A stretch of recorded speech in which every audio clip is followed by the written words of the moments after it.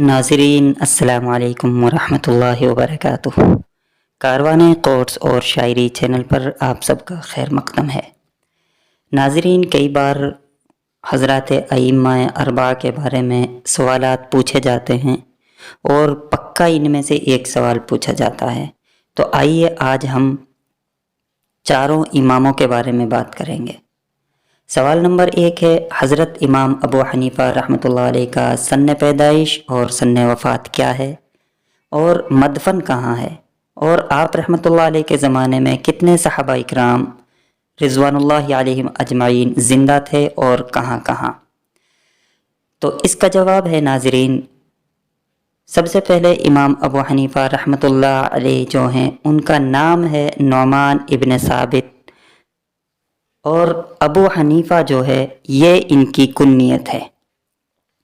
इनको इमाम आज़म का लक़ब मिला। आप जो है सन 80 हिजरी में कोफा में पैदा हुए, यानी कि अगर हम ईस्वी की बात करें तो 699 ईस्वी में आप पैदा हुए। अब अगर आपकी वफ़ात की बात की जाए तो 150 हिजरी में आप बगदाद में वफ़ात पाए। आप रहमतुल्लाह अलैह के ज़माने में 4 सहाबा इकराम रिज़वानुल्लाहि अलैहिम अजमाइन हयात थे। नंबर 1 हज़रत अनस इब्न मालिक रज़ियल्लाहु अन्हु बसरा में, हज़रत अब्दुल्ला इब्न अबी औफ़ा रज़ियल्लाहु अन्हु कूफ़ा में, हज़रत सहल इब्न साद अस्साइदी रज़ियल्लाहु अन्हु मदीना में, अबू तुफ़ैल आमिर इब्न वासिक़ा रज़ियल्लाहु अन्हु मक्का में।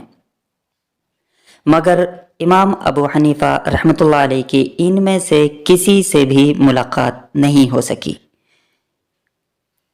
अबू तुफ़ैल आमिर रज़ियल्लाहु अन्हु आखिरी सहाबी हैं जिनका इंतकाल सन 103 हिजरी में मक्का में हुआ था।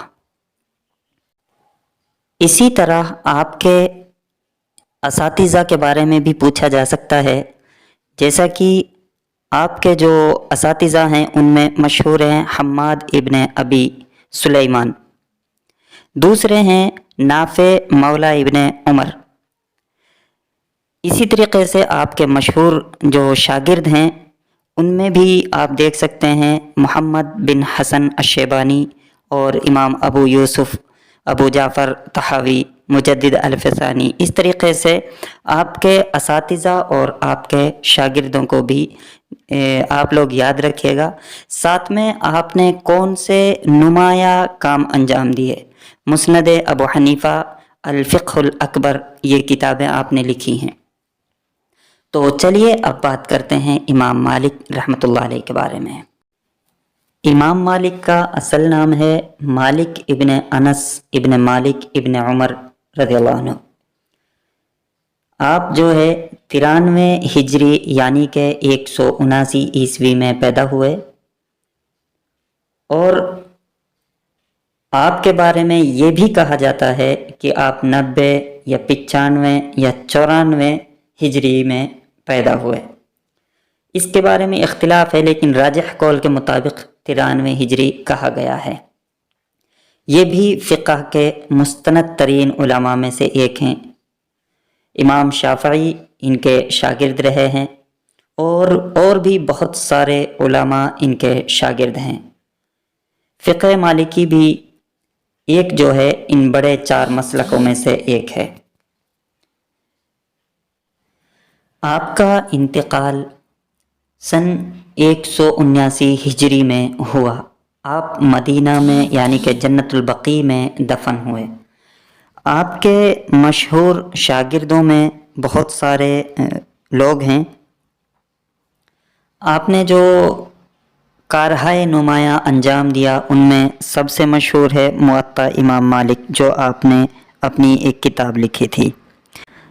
आपके असातिज़ा में नाफ़े मौला इब्न उमर हैं, इब्राहीम इब्न अबी अबला हैं, और शागिर्दों में मोहम्मद बिन इदरीस अश-शाफ़ई हैं, मोहम्मद बिन हसन अश-शैबानी हैं, सुफ़ियान सौरी, अब्दुर्रहमान औज़ाई, ऐसे और बहुत सारे आपके शागिर्द हैं। इसी तरीके से आपका जो पेशा था वो है मुहद्दिस, फ़क़ीह और आलिम थे। آپ نے ہارون رشید کے دونوں بیٹوں امین الرشید اور مامون رشید دونوں کو حدیث کی تعلیم دی تھی۔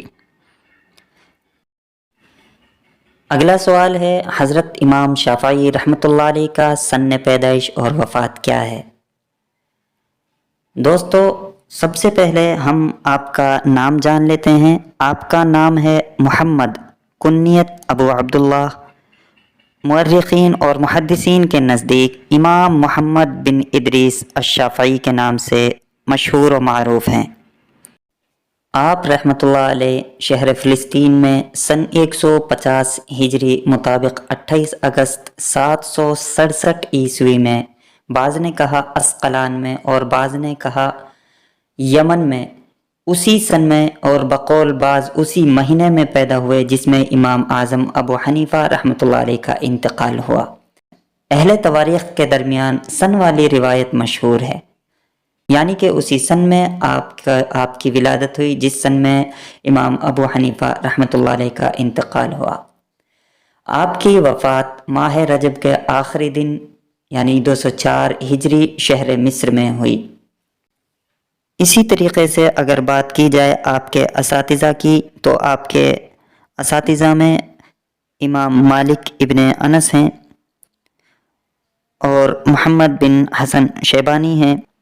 آپ کے شاگردوں کی اگر بات کی جائے تو امام احمد بن حنبل، اسحاق بن راویہ اور بھی بہت سارے شاگرد مشہور ہیں۔ آپ کا پیشہ آپ فقیہ، محدث، قاضی، عالم اور شاعر تھے۔ آپ نے جو کارہائے نمایاں انجام دیا، یعنی کہ آپ کی جو کتاب الرسالہ، کتاب الامم، مسند شافعی۔ اگلا سوال ہے امام احمد بن حنبل رحمۃ اللہ علیہ کا سن پیدائش اور وفات کیا ہے؟ جواب ہے امام ابو عبداللہ احمد بن محمد بن حنبل الشیبانی۔ آپ کی سن پیدائش ہے 164 ہجری مطابق نومبر 780 عیسوی اور آپ کی وفات سن 241 ہجری مطابق اگست 855 عیسوی میں ہوئی۔ آپ نے بہت بڑے کارہائے نمایاں انجام دیے۔ آپ کو بہت زیادہ ستایا بھی گیا تھا فتنہ خلق قرآن کے بارے میں۔ آپ کی جو پوری زندگی گزری ہے وہ سنت رسول سے عبارت ہے۔ آپ در حقیقت امام فی الحدیث، امام فی الفقہ، امام فی القرآن، امام فی الفقہ، امام فی الزہد، امام فی الورع اور امام فی السنہ کے عالی مقام پر فائز رہے۔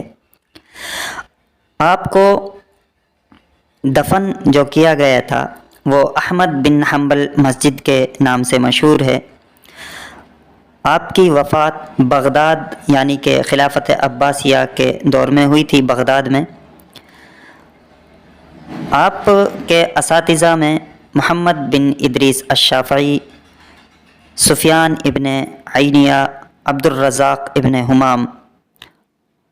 شاگردوں میں عبداللہ ابن احمد بن حنبل، عثمان بن سعید الدارمی، محمد بن اسماعیل بخاری رحمۃ اللہ علیہ۔ مسئلہ خلق قرآن کا فتنہ 212 ہجری مطابق 827 سے شروع ہوا۔ 6 برس تک خلیفہ مامون رشید اسی شش و پنج میں تھا کہ اس کو تمام مسلمانوں کے لیے لازمی قرار دے۔ مامون نے یحییٰ بن اقسم جو قاضی القضات تھے 217 میں معزول کیا اور ان کی جگہ احمد بن داؤد معتزلی کو قاضی القضات مقرر کیا۔ اس کے بعد بہت سارے علماء کو انہوں نے ستایا، پریشان کیا اور وہ یہ ماننے پر بھی مجبور ہو گئے کہ قرآن جو ہے اللہ کا کلام نہیں بلکہ مخلوق ہے۔ لیکن امام احمد بن حنبل اپنے موقف پر ڈٹے رہے۔ آپ نے ہمیشہ اس کی نفی کی ہے۔ اس کے بعد مامون رشید کے بعد المعتصم جب خلیفہ بنا تو اس نے اور زیادہ آپ کو ستایا۔ آپ کے پاؤں میں بیڑیاں ڈال دی گئی، آپ کے اوپر کوڑے برسائے جاتے تھے، لیکن آپ نے کبھی بھی ان کے سامنے جھکنا پسند نہیں کیا۔ تو دوستو آج کے لیے اتنا ہی، کل پھر ملتے ہیں ایک نئی ویڈیو کے ساتھ۔ بنے رہیے ہمارے چینل کاروان قوٹس اور شاعری پر۔ السلام علیکم ورحمۃ اللہ۔